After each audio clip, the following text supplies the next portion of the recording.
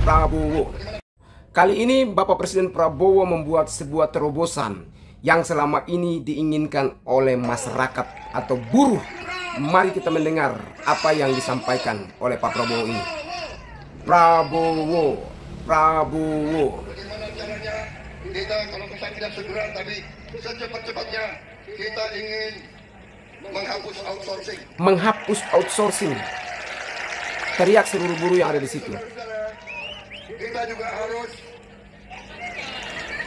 juga realistis ya. Kita juga harus menjaga kepentingan para investor juga.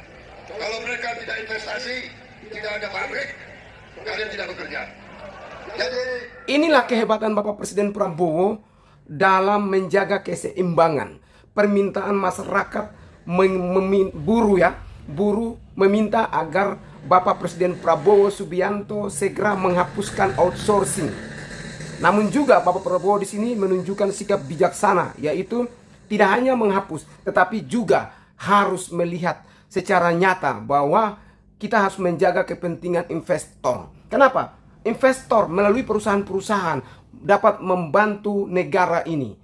Orang-orang yang tidak terekrut masuk dalam bayaran atau gaji daripada negara, sudah tentu para investor maupun perusahaan inilah yang menolong. Ada banyak orang yang bisa kuliah, bisa sukses, bisa kaya, bisa hidup enak, menikmati, bisa umrohkan keluarganya, bisa sekolahkan anak-anaknya karena melalui perusahaan-perusahaan melalui perusahaan-perusahaan ini. Artinya perusahaan di luar pemerintah, swasta maksudnya. Jadi kita harus realistis, itu pernyataan Pak Prabowo.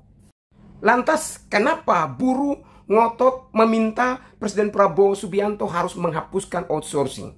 Saya punya pengalaman di mana di tahun 2014 saya pernah melamar di salah satu perusahaan yang membuka lowongan pekerjaan, kerja di Bank Niaga. Saat itu saya mendaftarkan, lalu saya bertanya, "Pak, ini kerjanya sebagai apa?" "Marketing." "Terus ini dari perusahaan apa?" "Outsourcing." "Oh begitu ya? Tidak ada wawancara, tidak ada tertulis begitu?" "Enggak, ini langsung kerja, langsung ditempatkan." Terus saya bilang begini, kalau outsourcing saya tidak mau. Saya tolak yang namanya outsourcing. Sehingga saat itu saya tidak terima. Dan beberapa kawan-kawan saya mendaftarkan pada beberapa perusahaan di mana melalui outsourcing. Dan selanjutnya dalam perjalanan itu mereka juga curhat bahwa ternyata melalui PT outsourcing ini sangat merugikan bagi mereka. Dan menurut saya, kalau merugikan memang harus dihapuskan. Outsourcing yang merugikan buruh, merugikan masyarakat memang harus dihapuskan. Pada masa pemerintah Pak Presiden Joko Widodo, teman-teman saya ini curhat ke saya untuk segera dibawa ke DPR waktu saya masih jadi tenaga ahli.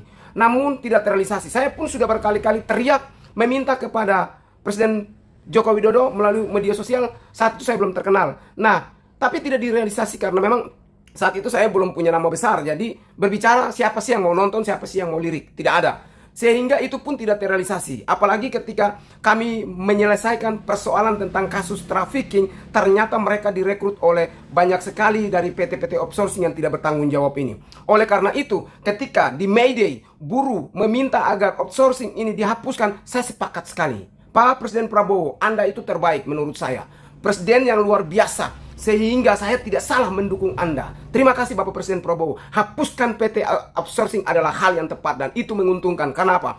Karena nanti orang-orang yang bekerja melalui PT outsourcing, nanti PT outsourcing menempatkan di perusahaan lainnya. Namun gaji daripada orang-orang yang pekerja ini dibagikan lagi kepada perusahaan outsourcing ini. Jadi misalkan gaji saya 5 juta, maka dari perusahaan yang saya kerja, dari situ saya akan potong gaji kepada PT outsourcing. Jadi sebelum terima gaji itu sudah dipotong di perusahaan. Ini yang merugikan masyarakat sehingga masyarakat teriak agar Pak Prabowo segera menghapuskannya. Lanjut terus Pak Prabowo, 2 periode.